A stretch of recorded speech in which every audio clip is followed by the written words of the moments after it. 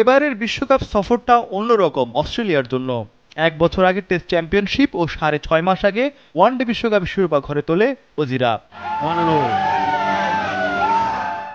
এবার টি-20 বিশ্বকাপ মিশন শুরু স্টার কামিন্সদের। শিরোপা জিতলে ক্রিকেটের ৩ ফরম্যাটের চ্যাম্পিয়ন হওয়ার বিরল কীর্তি গড়বে অস্ট্রেলিয়া। ওয়ানডে বিশ্বকাপের অধিকাংশরাই রয়েছেন টি-20 ফরম্যাটে।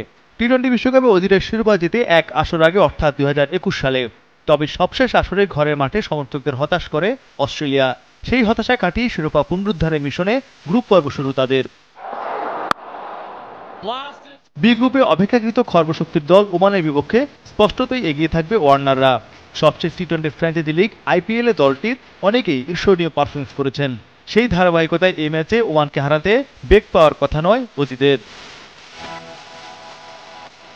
তবে ওমানও ছেড়ে কথা বলবে না। আইসিসির সহযোগী দলটি গেল ম্যাচেই এই ভেন্যুতে দারুণ পারফর্ম করে আলোচনার জন্ম দিয়েছে। ১০৯ রান করেও তারা সে ম্যাচে নামিবিয়ার সঙ্গে টাই করে।